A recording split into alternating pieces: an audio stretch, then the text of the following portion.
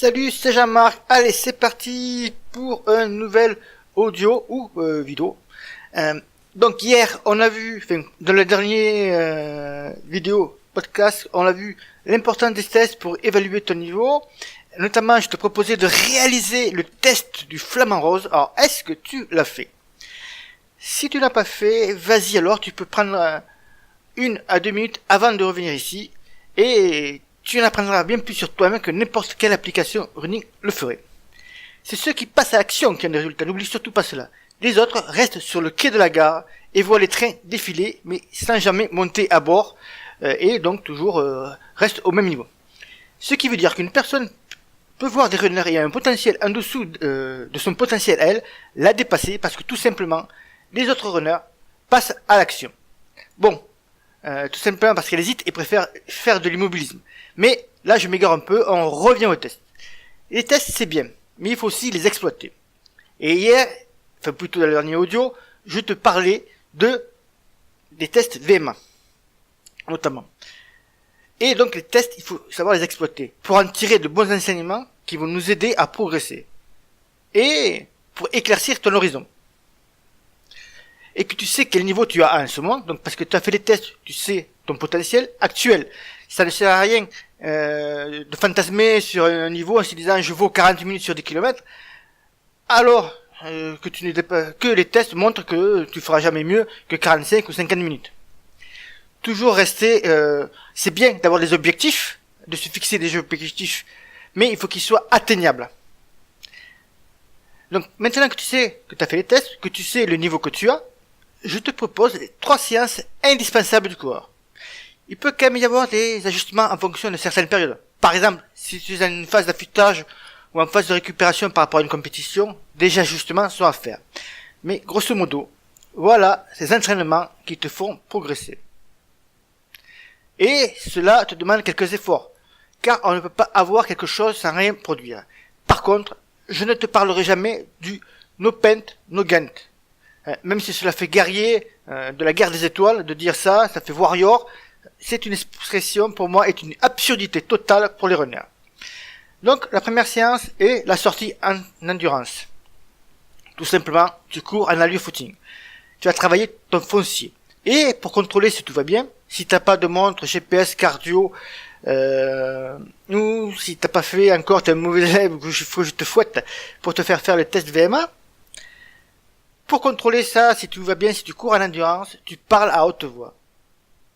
Et si tu n'es pas essoufflé, ou pratiquement pas, garde alors le rythme. Sinon, tu peux utiliser les tests VMA pour connaître tes différents paliers, endurance 1, endurance 2, ce qu'on appelle allure de seuil et allure 100% VMA.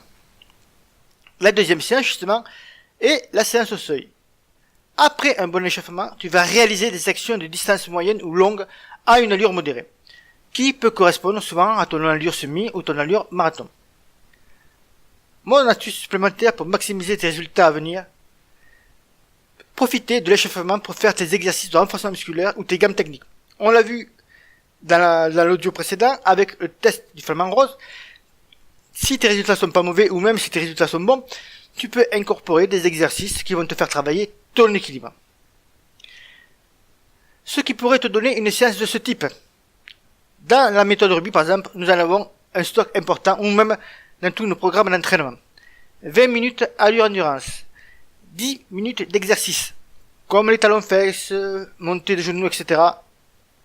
Plus 2 fois 1600 mètres allure seuil, avec une récupération de demi-temps d'effort au trot. C'est-à-dire, par exemple, tu vas faire ton 1600 mètres, je vais te dire un temps bête, mais ça va faire tout rond, ton 1600 mètres en 10 minutes, donc ça sera très très rapide, on va dire plutôt en 15 minutes, 1600 mètres en 15 minutes, tu feras une récupération au trot derrière de 7 minutes et demie, 8 minutes, avec 8 minutes disons, et tu repartiras ensuite pour ta ton deuxième fractionné, de 1600 mètres. Et tu finiras par ce qu'on appelle un retour au calme de 10 minutes allure endurance. La troisième séance concerne le fractionné court. Dans ce cas-là, on n'est plus sur du développement de ta VMA, où de l'entretien avec des séances de rappel si tu te trouves dans une période spécifique que tu prépares, par exemple un semi-marathon, un trail, un marathon, etc. Comme tu vas courir au max de tes possibilités, l'échauffement est primordial. Tu ne dois pas le négliger, ni te contenter d'un simple footing comme on le font la plupart des coureurs. 90% en moyenne des coureurs font un simple footing avant une séance de VMA ou avant par exemple de faire une compétition comme un 10 km ou un 5 km. Tu peux donc reprendre la séance d'échauffement que je t'ai proposée tout à l'heure.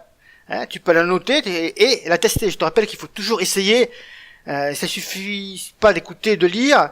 Il faut aussi passer à l'action et réaliser une ou plusieurs conseils que je te donne à travers ces audio vidéos. Et donc, tu peux aussi agrémenter ton échauffement par quelques lignes droites. Les lignes droites ne sont pas des sprints, ce sont juste des accélérations progressives sur 100 mètres, par exemple pour te mettre dans l'allure de ta séance de VMA. Ces séries courtes seront donc très intensives, du style 6 fois 300 mètres, 8 fois 200 mètres, ou, si tu comptes en temps plutôt, 8 fois 1 minute, 1 minute. Le 30-30 que tu as l'habitude, que tu connais, que c'est certainement une des premières, peut-être une première séance de fractionné que tu as fait, rentre dans ce style de séance. Et tu n'oublies pas le petit footing à la fin, que l'on appelle souvent footing pour le retour au calme. Si l'un de ces entraînements te perturbe ou que tu as besoin d'infos supplémentaires pour tester une séance que je viens de te donner, c'est avec grand plaisir que je t'aiderai. Il suffit de répondre, de me laisser un commentaire, d'envoyer un petit email. Il existe bien sûr pléthore d'entraînements qui peuvent t'aider à devenir une meilleure version de toi-même en tant que coureur.